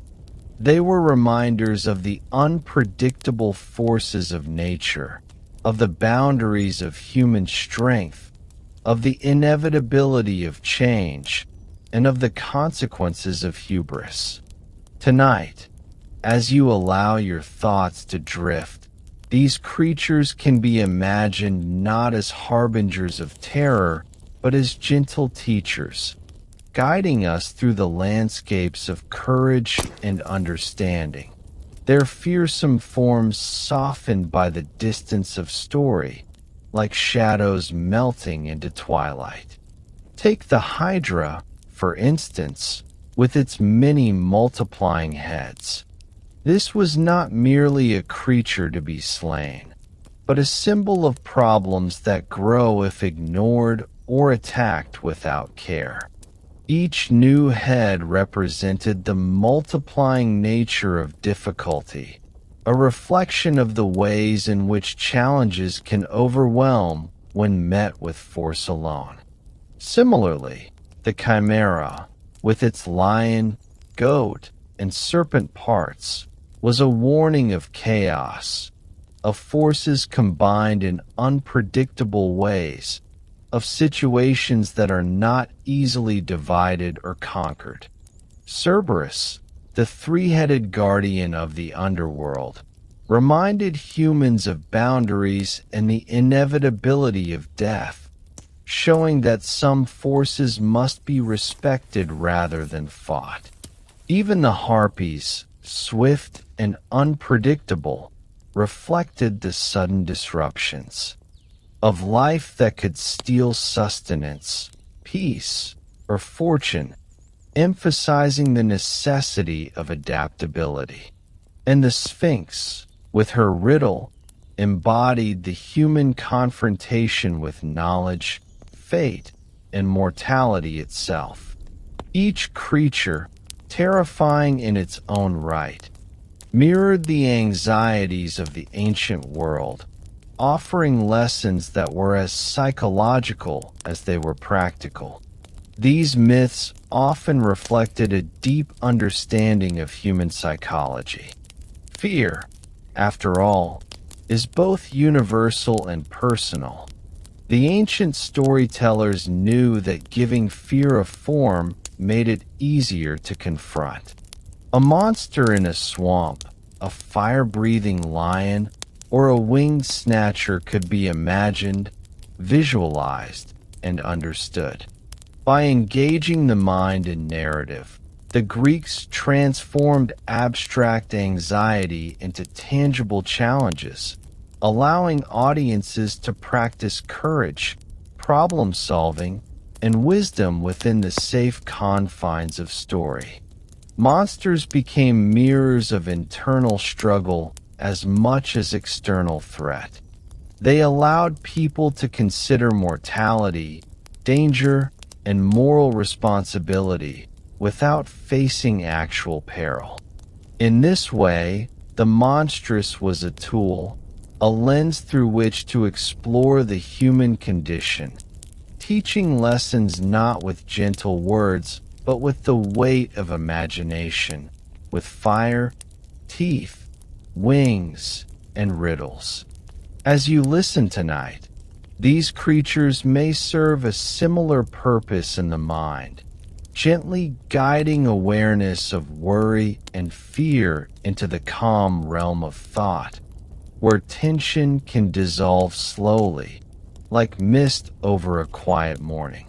Beyond their psychological significance, monsters also carried social and cultural meaning. They often appeared at the margins of human society, in swamps, mountains, deserts, and seas, places far from daily life, untamed and dangerous. In this way, they represented the unknown, the ungoverned forces beyond civilization. Heroes who confronted these monsters, such as Heracles with Cerberus or Bellerophon with the Chimera, became models of courage, ingenuity, and divine favor. By conquering or learning to live with monsters, mortals in myth demonstrated how humans might navigate the world's uncertainties. These stories served as both warning and inspiration, acknowledging that danger exists everywhere, but also emphasizing that bravery, wisdom, and cooperation can provide pathways through even the most terrifying challenges. For listeners tonight, this can translate into a sense of safety. The monsters are distant now, contained in story, yet their lessons resonate quietly, reminding us that inner courage is enough to face the unseen anxieties of life. Monsters also carried moral symbolism. Many served as enforcers of cosmic balance or divine justice. The Harpies punished those who overstepped, the Sphinx tested intelligence and humility, and Cerberus preserved the order between life and death. In each case, fear was intertwined with morality, teaching that actions, choices, and respect for natural and divine laws mattered. The ancients understood that life was filled with consequences, some sudden, some inevitable. Monsters embodied those consequences, offering a narrative space where humans could reflect upon right and wrong, the limits of power, and the necessity of humility.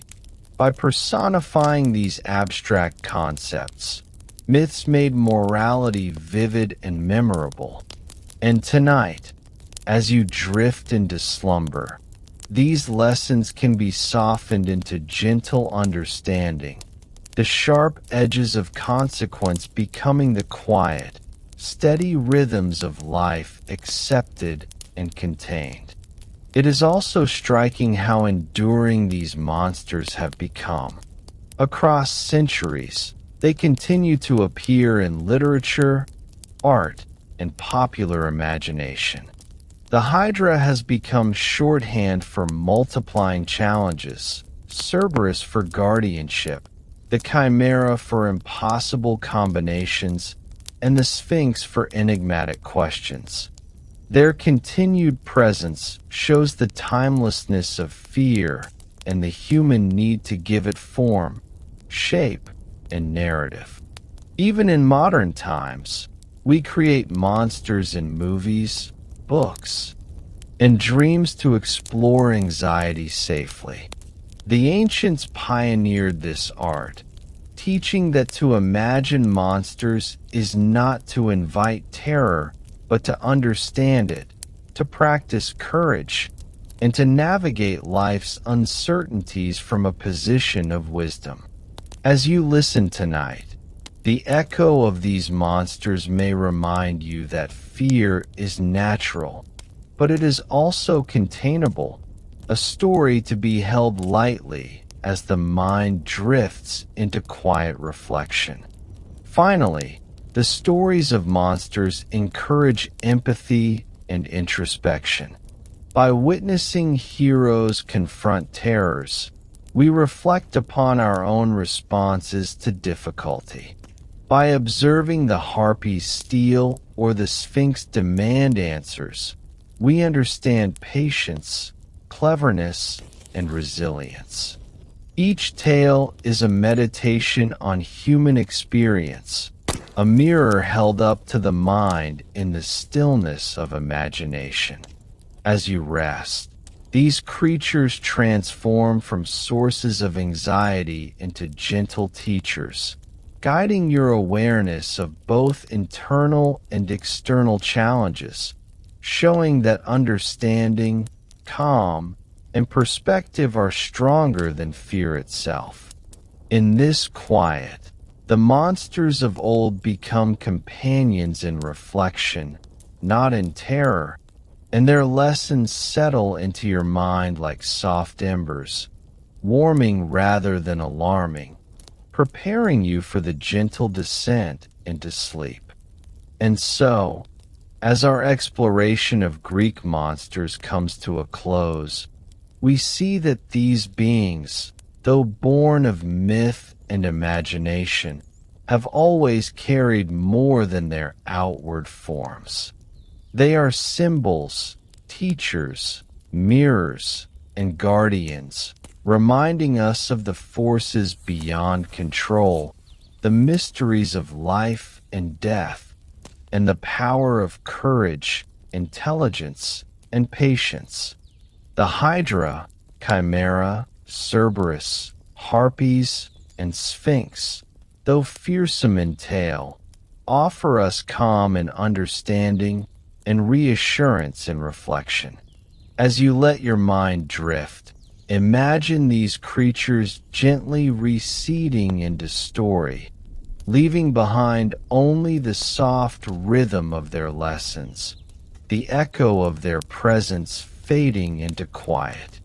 Fear has been faced, questions have been pondered, and boundaries respected.